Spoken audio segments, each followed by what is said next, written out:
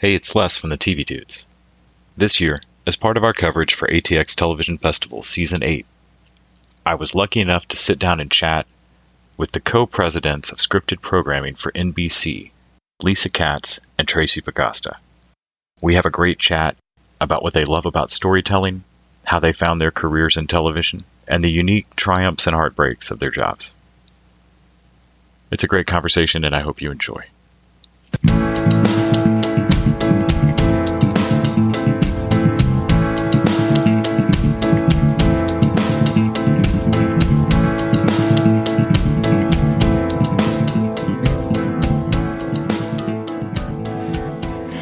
This is Les from the TV Dudes, and I am lucky enough today to sit down with Lisa Katz and Tracey Pakosta, who are the co-presidents of scripted television at NBC. Did I get that title somewhat correct?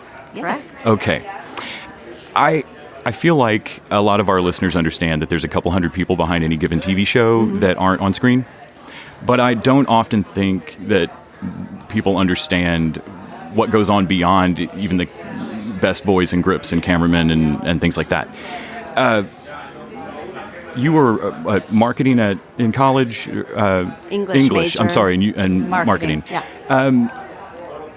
What moved you from just loving television and watching TV in your dorms instead of going to class like all of us did, and then moving into an executive making television happen? I didn't even know this was a job when I was in college. I'm from Los Angeles originally. This is Lisa, by the way, because I know when there's two of us, people never know which one's talking. But I didn't know that this was a job, and I came back to Los Angeles just because I could live there for free, and got an entry-level job and started to learn what happens behind the scenes. And I worked at an agency and quickly realized that wasn't for me. But what I loved about working on an agent's desk is they submitted material that writers wrote for different opportunities on shows. And I said, well, that's really cool. And then learning that there were development people that developed those shows, that staffed the writers, that were involved in the development and production of it. And I was like, I'm not a writer, but you get to work with writers all day and creative people all day. That to me seemed like the best job in the world.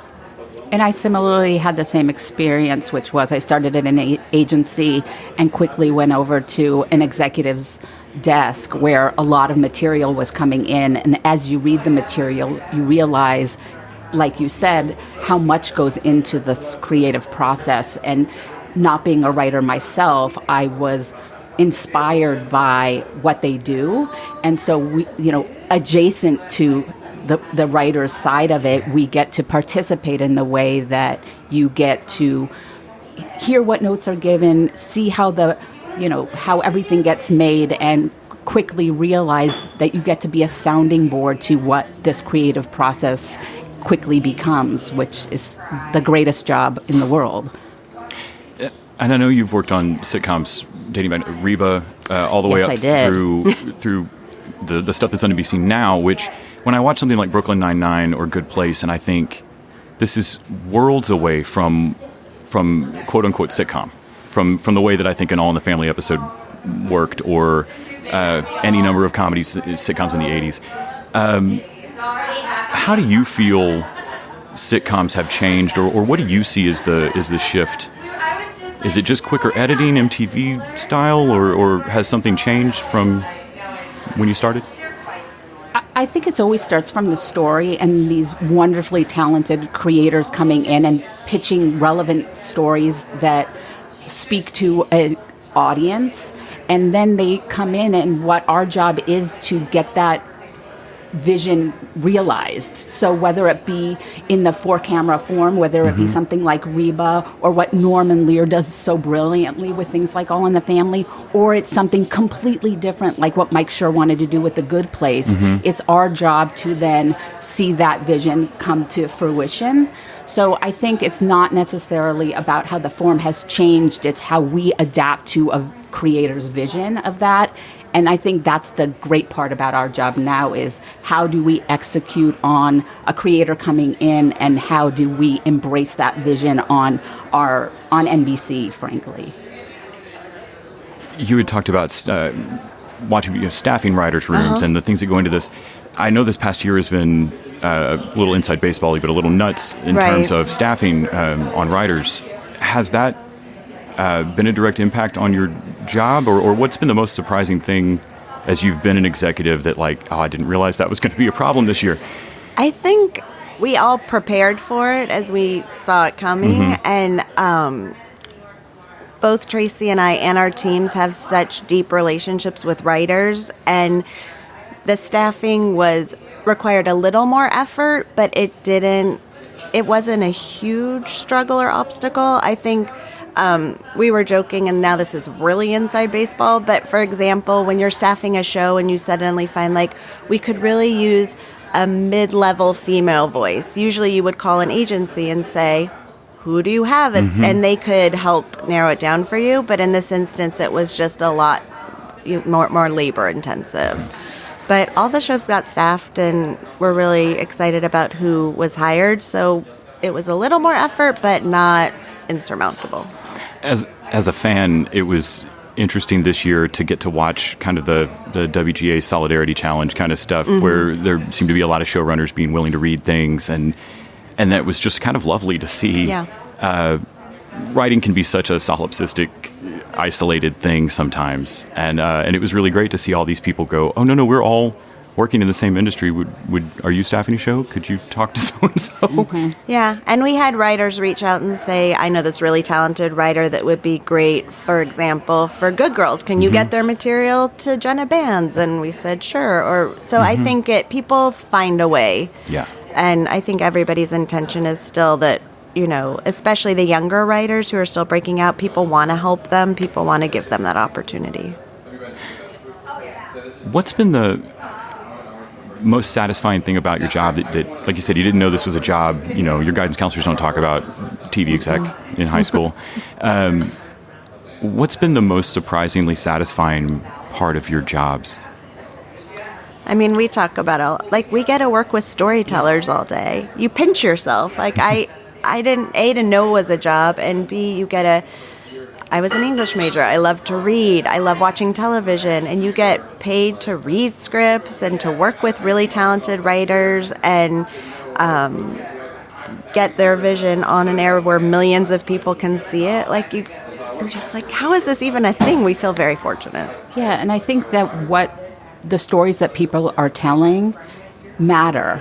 And I think if you execute them in a way that feels important and relevant, and you do the best that you can to make people's stories feel inclusive, I think it reaches, especially on broadcast, such a big audience that it's impactful, and passion sort of is out there. And I think that is really exciting.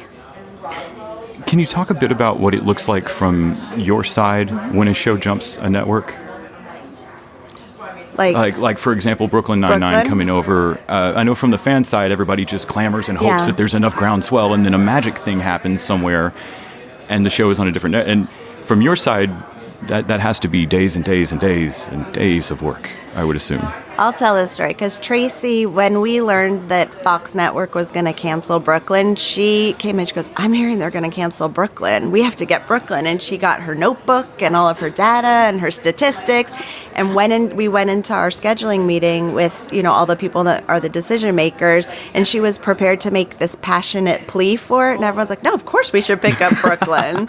So that was something that, Tracy can speak to it because she developed it on the studio side, so she got to bring it home. But what we thought would take days and days, it really didn't. I mean, this company, NBC, they supported it so quickly, so the decision was pretty instant. I mean, of course, the deal took a little bit more time than that, and I think that what we're so happy with is that marketing and scheduling created this amazing launch campaign, and our audience embraced it like nothing, so immediately, because that show fits into our brand so well that the audience just embraced it as if it were our own from the very beginning.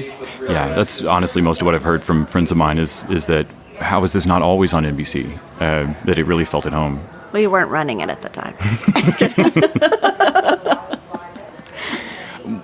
What's been the hardest fight that you've ever won as far as arguing for something to get on the air?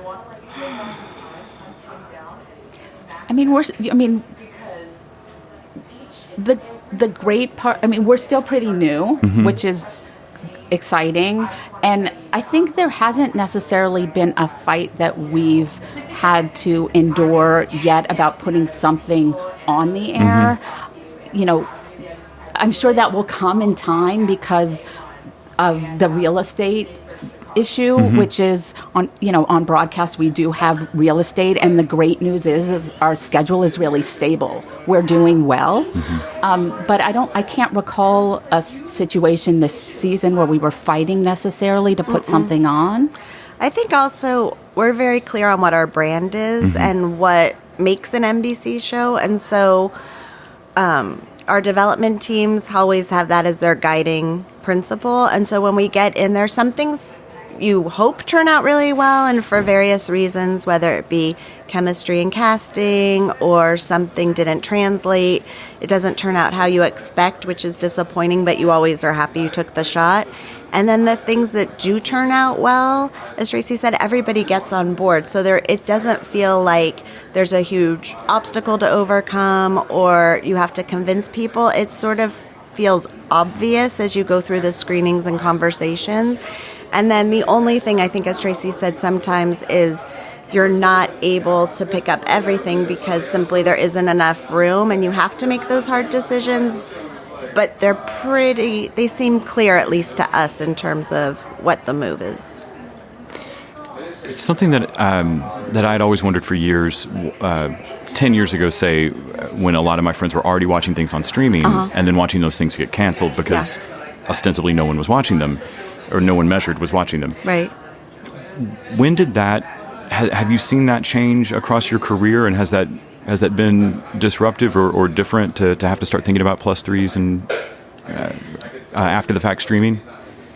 I actually think for us, what we've learned is that linear's the starting line, and that now we are able, through our amazing research team and all of the innovative ways that they measure things and are able to be really specific and targeted, we can see how a show does, not only in delayed viewing, 3, 7, but also 35 and beyond. So you can look at shows and see that the linear rating's one piece of the puzzle, but it's not the whole picture, and it helps us understand the potential of shows and the growth of shows. And some shows do really well in delayed viewing, some shows do incredibly well on digital, and all of that goes into our decision making and deciding what to pick up for a subsequent season. And then some shows unfortunately don't connect with enough of those segments that we realize that it, unfortunately is done.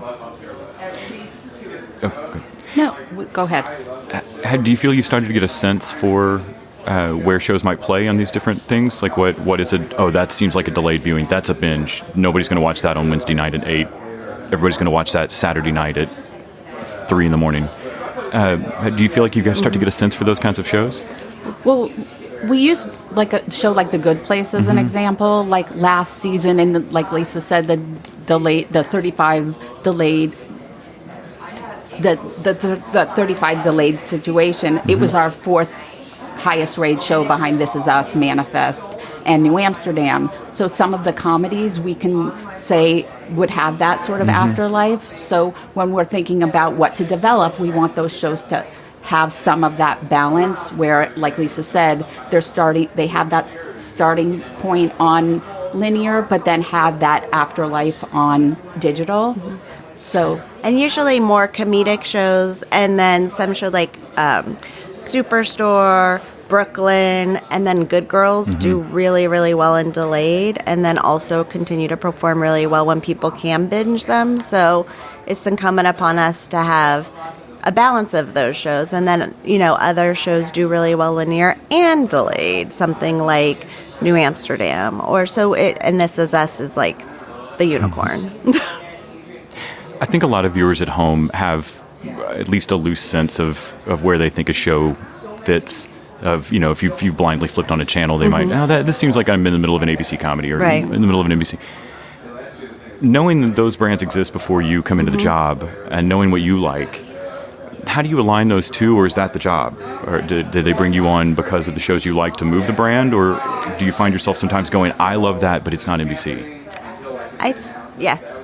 I think, fortunately, I think our sensibility is NBC, so we're very well suited for this job and for this particular brand. I used to work at Fox, and that had a very different brand. That, again, there are places where you know what you're developing for and you target it, and sometimes it's something you personally watch, and sometimes you're like, this might not be for me, but I know it's for that audience. I think I can speak for both Tracy and I that we watch NBC. We love NBC shows, and so it's very easy to be able to do that, which is a luxury, because I do think sometimes you have the job and then you have your own habits, and for them to, coexist in this way, we're really fortunate. Yeah, and I think the other good news is a lot of the writers and talent that the studio is making deals with very much align with what we're doing at the network. So it's like a perfect storm of talent and the creative vision that we have, so we can develop really terrific shows that fit in with our universe. So it seems to be working for us. As far as talent development, I've talked to some folks recently that were running a new app to screen short films because things vanish after festivals, right. And they were specifically using it as a talent development pipeline for them to find new directors for a company. Has there been any surprising kind of new avenues in the last 10 years or so that where you found a new show, or does NBC look towards YouTube or look towards outside of the standard system? That's a good question. I mean, I think we're always looking for fresh voices, whether they come from a podcast or from, short story writer or playwright or different venues. We're open to any voice from any medium. Yeah, and we have such a great talent pool within our staffs, whether it be on the casting side or the executive side, that they're always looking for those new voices to bring into our fold. So I think exploring the talent pool we have within the NBC to find those great people and bring them to our attention and their boss's attention, I think we take advantage of it that way. But like Lisa said, we're always open to that. I was sad to hear that Abby's is not going to get a season 2. I'm a huge Natalie Morales fan, and she's incredible. She's great. And honestly, that outdoor set looks so inviting. It's one of the first sitcoms I've watched in a decade where I went, I want to be in that audience. That looks really fun. There was just something about the crane shot up for just a second that's just gorgeous. Have you had, across your careers at all the different places y'all have worked in shows, have you had a most disappointing, like, I can't believe that didn't connect? Oh, so many. I don't think you can even... I should say, I also run a podcast about one-season shows where we deep dive into canceled stuff. Yeah. And so I'm the one that's always taking my friends through my friends are constantly getting to the end of something I've recommended and going, man, did you do this to me again? There's not more of this? Like, nope, that's just a pilot. Oh, man, why would you send this to me?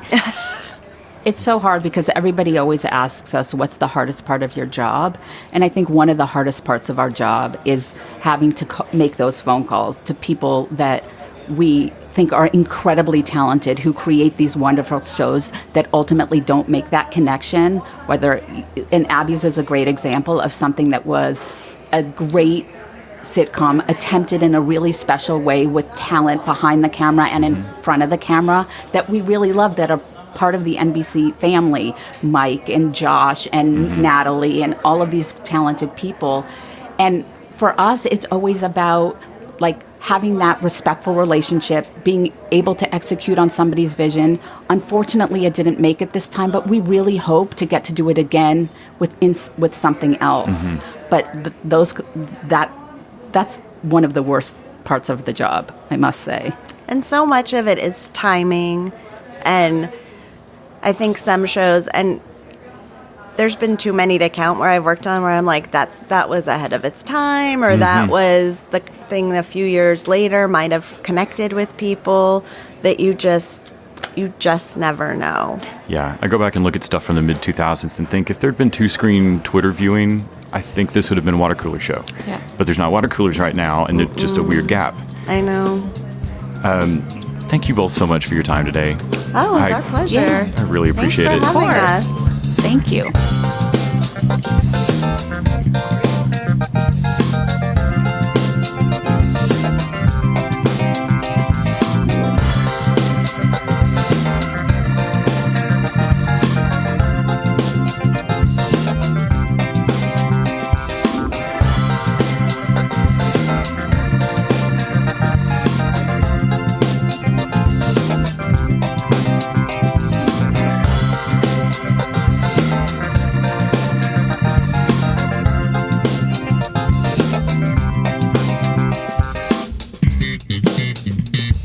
The TV Dudes is an independently run podcast and a member of the Electric Sweater Podcast Network. We are exclusively listener supported. If you'd like to help us out, go to patreon.com/TVDudes. You can like us on Facebook and Twitter at TV Dudes. All the music for our show is by our friend and original TV dude, Gregory J. Amani Smith. To find out more about us, go to thetvdudes.com and electricsweater.com. I'm Grant Davis. Thanks for listening.